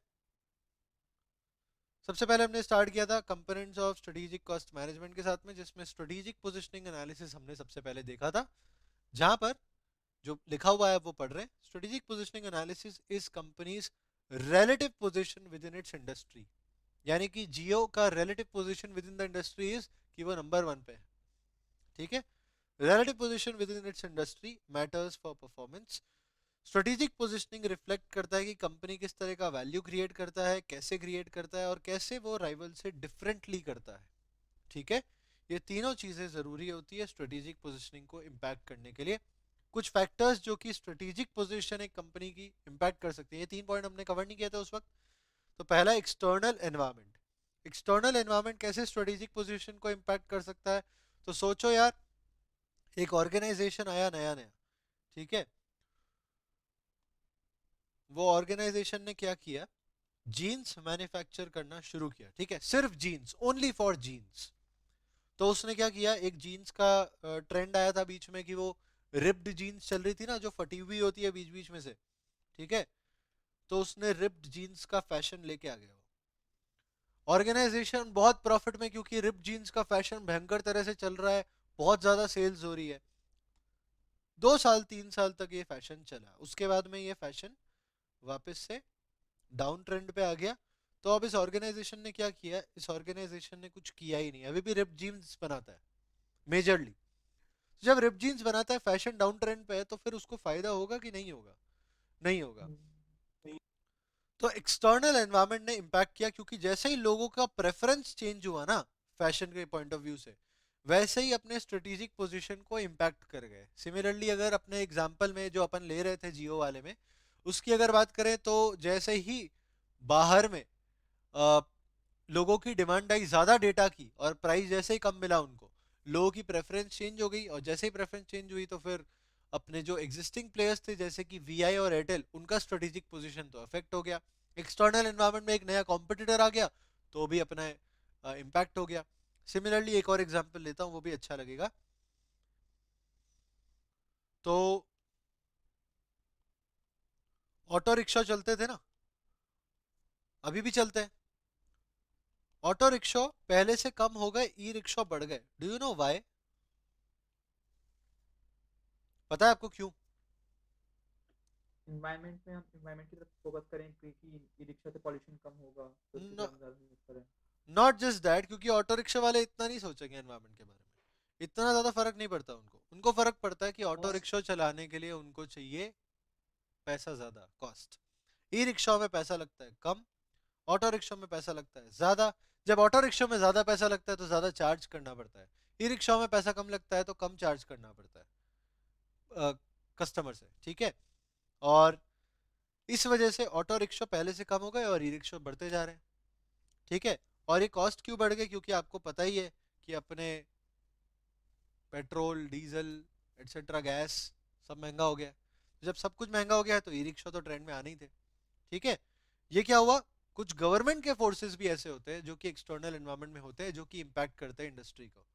जैसे कि अगर बात करते हैं कि एग्जांपल लेते हैं, इसमें हाइपोथेटिकल एग्जांपल होगा, एविएशन इंडस्ट्री चल रही है, ठीक है। अब एविएशन इंडस्ट्री में क्या हुआ कि यार देर इज अपने जितने भी एविएशन के प्लेयर्स हैं, जैसे कि इंडिगो हो गया, विस्तारा हो गया, ठीक है, एयर इंडिया हो गया, और भी जो जो होते हैं, एयरगो, एयर एशिया, जो जो भी होते हैं, वो सब लोग मार्केट में एग्जिस्ट करते हैं, ठीक है। पहले जेट एयरवेज भी हुआ करता था, तो जेट एयर, इंडिगो और एक और कोई सा बताओ, विस्तारा, ठीक है। ये तीन नाम लेके चलते हैं अपने एग्जाम्पल में, हाइपोथेटिकल एग्जाम्पल है, रियल लाइफ नहीं है। तो ये तीनों प्लेयर्स एग्जिस्ट करते हैं मार्केट के अंदर। अब ऐसे सिनारियो में, क्योंकि आपको पता है jet Airways is a premium segment, was a premium segment airlines, है ना, वो प्रीमियम प्राइस भी चार्ज करता था, उसका प्राइस हमेशा ज़्यादा होता था। इंडिगो का कम होता था, विस्तारा का मेरे को आइडिया नहीं है, पर आई थिंक लेट्स से अपने एग्जांपल में उसका भी ज़्यादा होता है, ओके। तो ऐसे सिनेरियो में जैसे ही अगर फ्यूल का प्राइस बढ़ जाता है या हैंडलिंग चार्जेस बढ़ जाते हैं, जो अपने हैंगर के चार्जेस होते हैं, जहाँ पर अपना प्लेन जहाँ पर पार्क होते हैं ना, उसका अगर चार्ज बढ़ जाता है, या समझ लो कि इंटरनेशनल फ्लाइट्स में करेंसी फ्लक्चुएशन की वजह से अचानक से कुछ ना कुछ हो जाता है जिसकी वजह से कॉस्ट बढ़ जाता है, तो इंडिगो अभी भी कम प्राइस कैसे चार्ज करेगा? नहीं करेगा। उसका स्ट्रेटेजिक पोजीशन इंपैक्ट होने वाला है कि नहीं होने वाला है? होने वाले हैं। तो ये सारे एक्सटर्नल मार्केट फैक्टर्स होते हैं, these are external environment factors, जो कि इंपैक्ट करते हैं अपने स्ट्रेटेजिक पोजीशन को, ठीक है। इसको समझने के लिए पोर्टर के 5 फोर्सेस जो आगे जाके पढ़ेंगे, और पेस्टल मॉडल, ऐसे कुछ चीज़ें होती है जो हमें एनालाइज करनी चाहिए, जो कि हमें हेल्प करती है टू अंडरस्टैंड कि अपने स्ट्रेटेजिक पोजीशन पे क्या इंपैक्ट पड़ सकता है, okay. Second is internal factors, internal environment. Internal environment में अब देखो,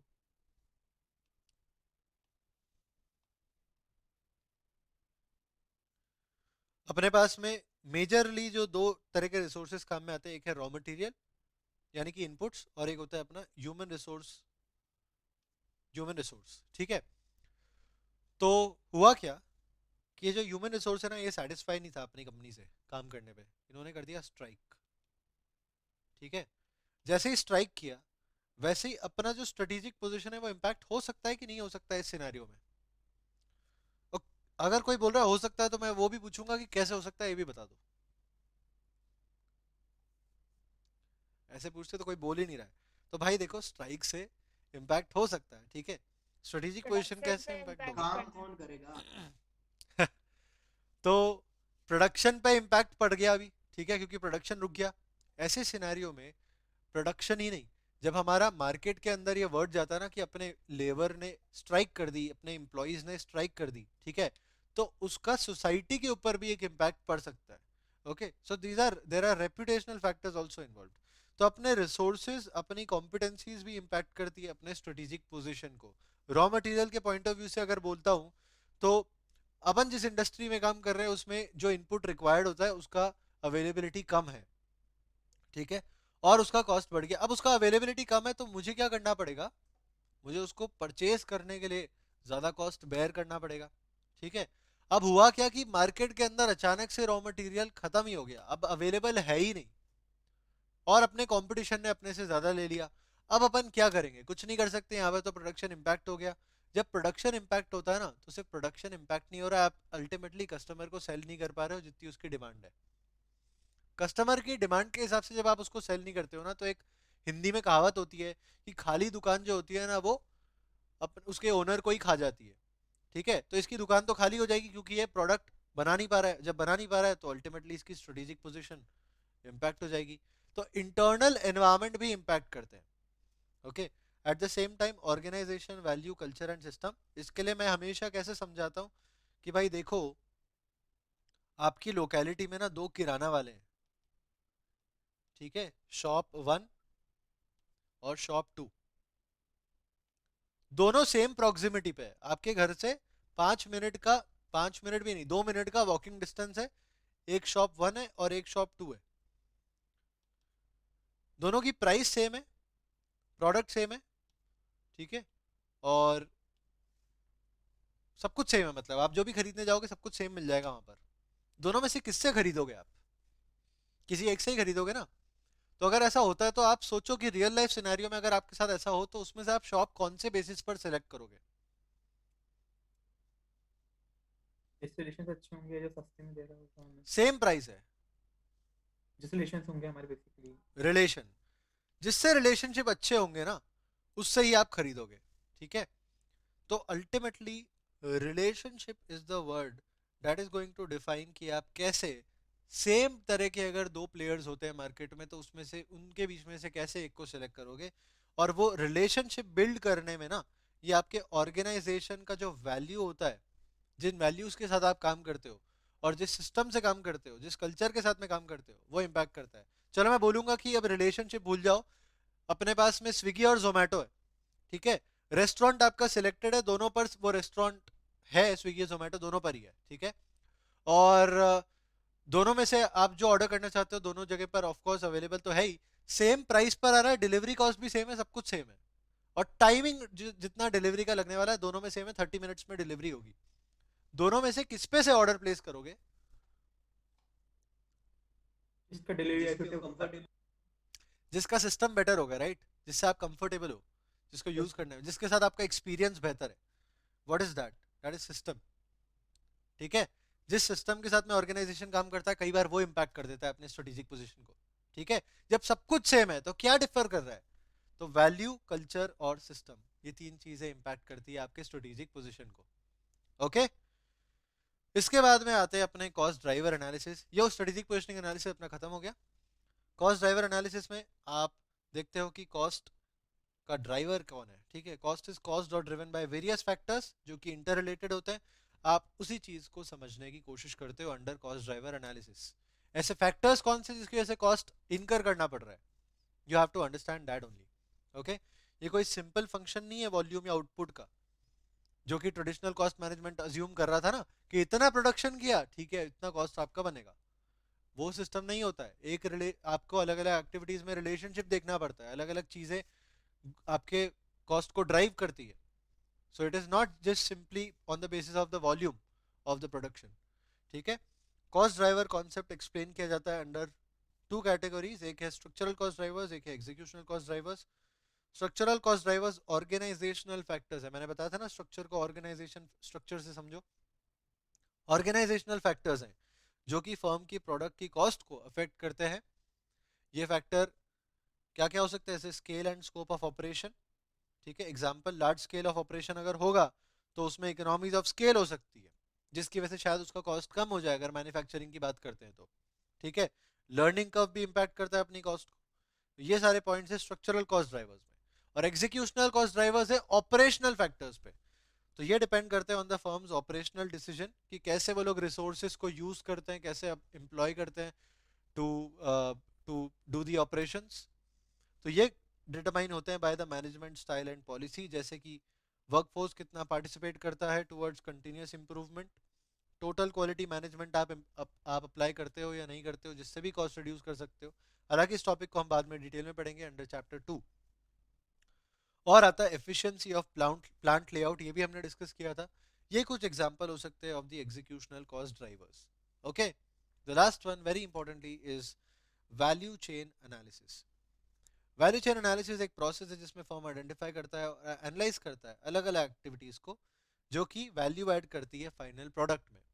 आइडिया ये है कि हमें आइडेंटिफाई करना है ऐसी एक्टिविटीज को जो वैल्यू ऐड नहीं करती और एलिमिनेट कर देना है ऐसी एक्टिविटीज को जो कि वैल्यू ऐड नहीं कर रही, ठीक है? हमें अल्टीमेटली कॉस्ट लीडरशिप या फिर प्रोडक्ट डिफरेंशिएशन अचीव करना है, उसे इंप्रूव करना है, और यही फोकस के साथ में वैल्यू चेन एनालिसिस किया जाता है। जो एक्टिविटीज हमें वैल्यू ऐड करके दे रही है हम उसी के अंदर रिसोर्स एम्प्लॉय करेंगे, अपना टाइम एम्प्लॉय करेंगे और उन्हें और ज्यादा एफिशिएंट और इंप्रूव करने की कोशिश करेंगे। फिर अपनी कुछ प्राइमरी और सेकेंडरी एक्टिविटीज होती है। सबसे पहले तो पोर्टर जी, अपने पोर्टर बाबा जी जो हैं माइकल पोर्टर, उन्होंने क्या कहा है? सो वैल्यू चेन को पहले डिफाइन कर रहे हैं। वो ये है, इंटरनल प्रोसेस और एक्टिविटीज जो कंपनी परफॉर्म करता है to design, produce, market, deliver, support its product. A firm's value chain and the way it performs individual activities are a reflection of its history, strategy, approach of implementing its strategy, underlying economics of the activities themselves। कितना important है अपने लिए? बिल्कुल भी नहीं, सिर्फ लिखा हुआ था इसलिए मैंने आपको पढ़वा दिया, ठीक है? इसमें से आपको समझने वाली बात सिर्फ यही है कि वैल्यू चेन क्या होता है, विच इज कि ये प्रोसेस है, एक्टिविटी है जो कि वैल्यू ऐड करता है right from the input to output conversion. So जहां से अपना इनपुट आना शुरू होता है वहां से लेकर एंड तक आपका जितना वैल्यू क्रिएशन हो रहा है, जितना वैल्यू एडिशन हो रहा है, वो सारे कुछ प्रोसेस को बोलेंगे कंबाइन करके value chain. That is the important part for us from here. ठीक है, तो यहां तक में वो जो बोल रहा है ना वो अपने लिए काम का है, बाकी कुछ काम का नहीं है। प्राइमरी एक्टिविटी, सेकेंडरी एक्टिविटी देख लेते हैं। Primary activities are those directly involved in transforming of input into output and provision of service. सबसे पहला आता है इनबाउंड लॉजिस्टिक्स, रिसीव करना, स्टोर करना, डिस्ट्रीब्यूट करना टू द प्रोडक्शन प्रोसेस, ये सब कुछ आता है आपका इनबाउंड लॉजिस्टिक्स के अंदर। ठीक है, उसके बाद ऑपरेशंस, इनपुट से आउटपुट में कन्वर्ट करना, मशीनिंग, पैकेजिंग, टेस्टिंग। तो टेस्टिंग भी आ गया इसके अंदर, देखो मैंने इंस्पेक्शन लिखा था, टेस्टिंग, इक्विपमेंट मेंटेनेंस, ये सब कुछ ऑपरेशन का पार्ट बनता है। आउटबाउंड लॉजिस्टिक्स के अंदर आता है collecting, storing, distributing the final product और एंड कंज्यूमर तक वो पहुंचाना, वो सब कुछ आता है आपका आउटबाउंड लॉजिस्टिक्स के अंदर। कस्टमर तक पहुंचाने में वेयर हाउसिंग करना पड़ सकता है, व्हीकल्स ऑपरेट करने पड़ सकते हैं, हो सकता है कि आप ये आउटसोर्स कर दो। उसके अलावा आप ऑर्डर प्रोसेस करते हो और शेड्यूल करते हो ऑर्डर्स को, वो सब कुछ आपके आउटबाउंड लॉजिस्टिक्स का ही पार्ट बन जाता है। मार्केटिंग एंड सेल्स में आप कस्टमर्स को बताते हो अपने प्रोडक्ट के बारे में कि ये हमारा प्रोडक्ट अवेलेबल है, एडवर्टाइज करते हो, प्रमोशन करते हो, डिस्ट्रीब्यूशन चैनल को सिलेक्ट करते हो, सेल्स फोर्स को मैनेज करते हो, और प्राइसिंग पॉलिसी भी आपके मार्केटिंग और सेल्स को इम्पैक्ट करती है। The last one is service. Service के अंदर इंस्टॉलेशन, रिपेयर, पार्ट्स रिप्लेसमेंट, ये सब कुछ सर्विस में आते हैं। तो इसको याद रखने का तरीका क्या है, इनपुट अंदर लाके उस पर काम करेंगे और फिर बाहर भेजेंगे। सिर्फ बाहर भेजने से बिकेगा नहीं, इसलिए मार्केटिंग और सेल्स करेंगे, और देखो अल्टीमेटली सर्विस भी देनी पड़ेगी, सेल्स के साथ भी, सेल्स के बाद भी। ठीक है, this is the way to remember these primary activities. फिर आती है सेकेंडरी और सपोर्ट एक्टिविटीज, जो कि डायरेक्टली इन्वॉल्व नहीं है इन क्रिएशन ऑफ प्रोडक्ट, पर इसका मतलब ये नहीं है कि उसका इंपॉर्टेंस कम हो गया from the primary activities. Secondary और सपोर्ट एक्टिविटीज के अंदर आता है प्रोक्योरमेंट सबसे पहले, जो कि रॉ मटेरियल को परचेज करना, कंज्यूमेबल्स को परचेज करना, इनपुट्स को परचेज करना, ये सब कुछ आता है प्रोक्योरमेंट के अंदर। As the name is, technological development में आप technical knowledge, equipment, hardware, software, other knowledge, इन सब के बारे में बात करते हो ताकि आप उसको यूज कर सको for the conversion of input into output. Human resource management के अंदर सिलेक्शन, रिक्रूटमेंट, प्लेसमेंट, फिर ट्रेनिंग, अप्रेजल, रिवॉर्ड, प्रमोशन, ये सब कुछ आता है ह्यूमन रिसोर्स मैनेजमेंट के अंदर, ताकि आप लेबर और एम्प्लॉय के साथ में अच्छा रिलेशन कर सको और उसको मोटिवेट कर सको। Last is firm infrastructure. Firm infrastructure के अंदर आता है planning, finance, accounting, legal, government affairs, quality management, ये सारे जो डिपार्टमेंट्स होते हैं अलग अलग, ये सब अपने ऑर्गेनाइजेशन को हेल्प करते हैं, सपोर्ट करते हैं, ताकि हम स्मूथली ऑपरेशंस कर सकें। ये होते हैं अपने 4 सेकेंडरी और सपोर्ट एक्टिविटीज।